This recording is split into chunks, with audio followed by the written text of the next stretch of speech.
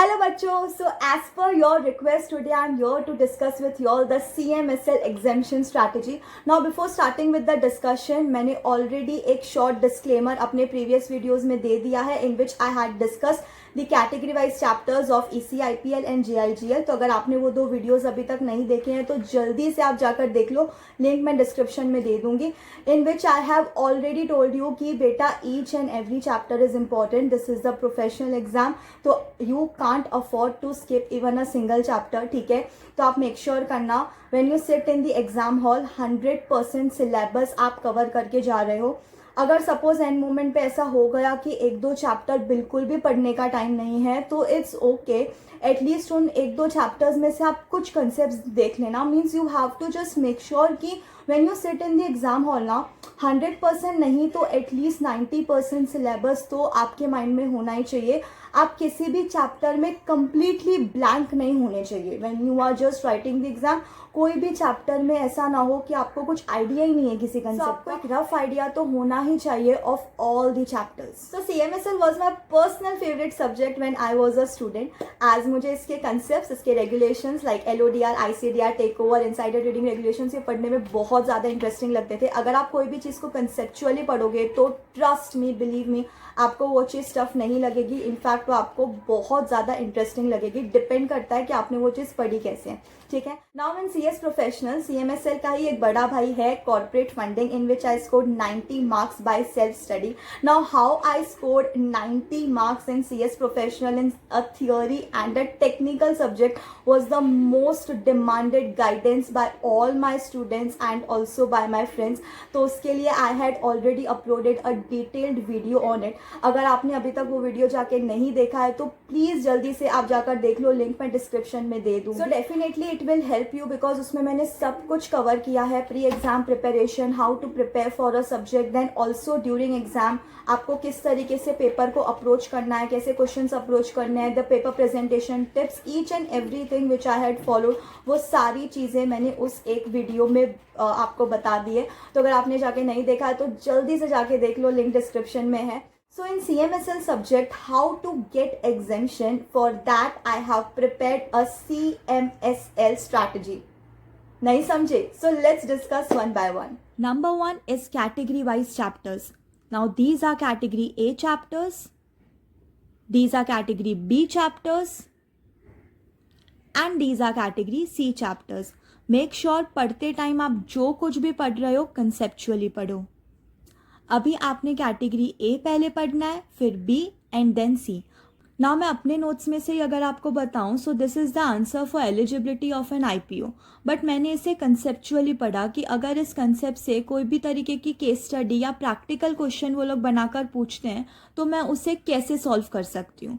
सो आप जो भी चीज़ें पढ़ रहे हो ऐसे ही मत पढ़ो because it's a technical subject. आपको आगे जाके भी काम आने वाला है. Is the core subject. तो आप जो भी पढ़ रहे हो कंसेप्ट्स को अच्छे से डीप अंडरस्टैंडिंग के साथ पढ़ो. As this subject is the core and when you will go for your internship and handle the listed company compliances, trust me, LODR regulations तो आपको day to day काम आने वाले हैं. Number 2, try to memorise each and everything. ऐसे नहीं कि बस एक दो बार पैसिवली पढ़ लिया एंड रख दिया. आपको लर्न करने के इंटेंशन से ही पढ़ना होगा because in the exam you have to recall the concepts and उसके लिए आपको अपनी मेमोरी में the concepts, the keywords, the section numbers, case references, penalties, regulation numbers, ये सब आपको अपनी मेमोरी में फिट करने ही होंगे and this will help you to deliver the qualitative answers and accordingly score good marks. And the best way to memorize all the concepts is to make your own handwritten notes. Please बेटा गलती से भी अपने notes बनाना आप skip मत करना. I know इसमें थोड़े एफर्ट्स लगेंगे, आपको थोड़ा हार्डवर्क लगेगा, but definitely it's all going to be worth it. It will definitely help you to visualise your answers during the exam. Means मुझे तो बहुत ज़्यादा हेल्प हुआ था इससे, एज इतनी बार मैंने अपने इन नोट्स से रिविजन कर लिया था कि एग्ज़ाम में जैसे ही कोई क्वेश्चन मैं देखती थी मुझे उसके आंसर का पेज विजुअलाइज हो जाता था. तो actually it helped me a lot. तो यहाँ पे मैं अपने नोट्स आपके साथ शेयर कर रही हूँ कि मैं कैसे नोट्स बनाती थी. होप इससे आपको भी कुछ आइडिया मिलेगा कि how you can prepare your own notes. Already हमने how to prepare the notes पे एक वीडियो अपलोड कर लिया है, तो अगर आपने नहीं देखा है तो आप वो जाकर देख सकते हैं. Definitely it's going to help you. Number 3, past papers को इग्नोर करने की गलती तो प्लीज़ आप गलती से भी मत करना, बिकॉज होता क्या है, हमारा एंड तक भी सिलेबस पढ़कर नहीं होता, तो हम पास्ट पेपर्स कहाँ से ही सॉल्व करेंगे, right. Now we all have a plan, always we all have a plan कि एक बार पूरा सिलेबस पढ़ के हो जाए, then we will solve the past papers in the end. और वो जो एंड है हमारा वो कभी भी नहीं आता, एंड इसमें हमारी गलती भी नहीं है, बिकॉज सिलेबस है ही इतना वास्ट, तो वो टाइम हम निकाल ही नहीं पाते। हम प्लान करते हैं फिर हम निकाल नहीं पाते, एंड यहीं पर हम सबसे बड़ी मिस्टेक कर रहे होते हैं, राइट।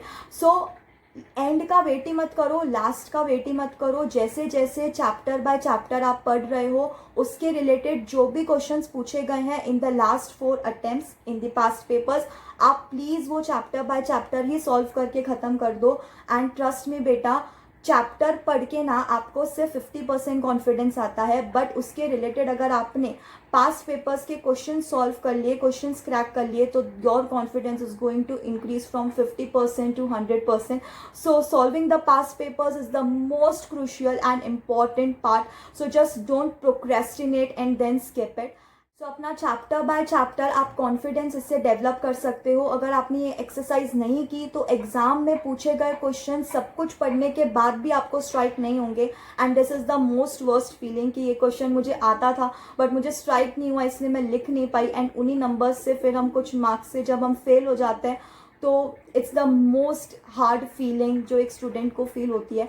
तो प्लीज़ ये गलती मत करना, वरना सब कुछ पढ़ने के बाद भी अगर आपको कुछ क्वेश्चन स्ट्राइक नहीं होंगे just because you have not practice the past papers, I don't think this is a good reason to convince yourself to go for the next attempt, right? So make sure कि ये silly mistakes जो है आप preparation के time पर ही avoid करो, and after each and every chapter solve the past papers. That's it.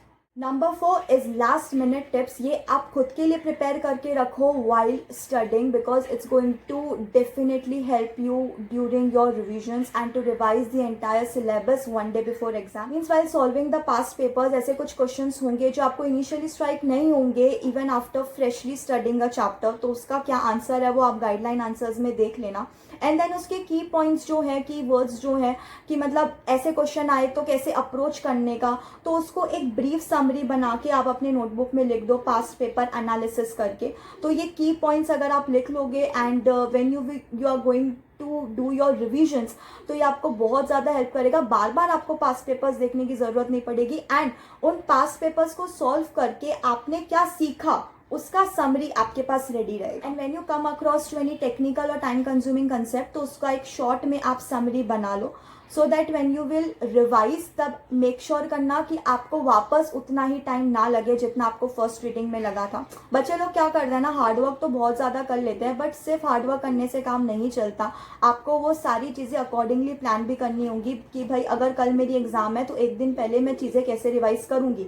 तो वो प्लानिंग के लिए आपको सिर्फ प्लान करके नहीं बैठना है, आपको उसके लिए एक्शंस भी लेने पड़ेंगे, right. Because miracles are not going to happen कि वन डे में पूरा सिलेबस बस आप चुटकी बजाओगे और सब कुछ आपको रिवाइज हो जाएगा. नहीं, उसके लिए आपको एक्शंस करने पड़ेंगे, उसके लिए आपको प्रॉपर प्लानिंग, एक्शन, एग्जीक्यूशन सब कुछ करके पहले से रखना पड़ेगा, तभी आप एफर्टलेसली काम कर पाओगे. ना ये मैनर ऑफ अलॉटमेंट का जो कंसेप्ट है ये थोड़ा सा टेक्निकल था, तो मैंने इसको पढ़ते टाइम ही I converted this concept into a chart format. So it help me to understand this concept in a more better way and obviously to retain the concept which is very important because in exam we have to recall the concept. Exam में आपको ये जो चीज़ है ये आपको with keywords लिखनी है, तभी आपको मार्क्स मिलेंगे. तो इससे मुझे कंसेप्ट अच्छे से समझ में भी आया, प्लस मुझे ये याद भी हो गया, मुझे ये रिटेन भी हो गया. तो आप भी इस तरीके से अपने कोई टफ या टेक्निकल या टाइम कंज्यूमिंग कंसेप्ट्स को while you are studying for the first time तभी आप ऐसे कन्वर्ट कर सकते हो, इधर इन चार्ट, फ्लो चार्ट, जैसे भी आपको सही लगे you can do it. So definitely it's going to help you to retain the concepts as well. Make sure करना जो एफर्ट आपने फर्स्ट रीडिंग में लगाया है वही सेम एफर्ट आपको रिविजन्स के टाइम बिल्कुल भी नहीं लगना चाहिए. रिविजन से आपको और भी ज़्यादा क्लैरिटी और कॉन्फिडेंस आना चाहिए. एफर्ट फर्स्ट रीडिंग में लगाना है, रिविजन्स में कॉन्फिडेंस और क्लैरिटी आए, ये आपको मेक श्योर करना. In short you have to make your revisions effortless. बाकी जो भी preparation and paper presentation tips है वो मैंने ऑलरेडी अपने कॉर्पोरेट फंडिंग वाले वीडियो में डिस्कस कर ली हैं. एंड अगर आपने ये सारे पॉइंट्स ऑनेस्टली फॉलो कर लिए तो trust me, no one can stop you from getting exemption in this subject in December 2024। तब तक के लिए आप एकदम अच्छे से मेहनत करते रहो, अपनी पढ़ाई करते रहो, never self doubt, never ever self doubt, एकदम अच्छे से दिन ब दिन आपकी जो मेहनत है, आपका जो एक जोश है ना कि मुझे इस अटेम्प्ट में पास होके ही दिखाना है, वो कम नहीं होना चाहिए, वो धीरे धीरे और भी बढ़ना चाहिए। And trust me, then no one is can stop you from passing in this attempt.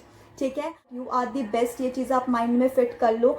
एकदम अच्छे से आप शांति से पढ़ाई करोगे, खुद पे ट्रस्ट रखोगे, सिलेबस को अच्छे से कवर करोगे, एग्जाम दोगे बिना पैनिक हुए, बिना खुद पे सेल्फ डाउट किए, तो देखना आप पक्का इस अटेम्प्ट में पास होने वाले हो। सो ऑल दी बेस्ट बेटा, and make yourself and your parents feel proud, and see you all in the next video. Bye bye.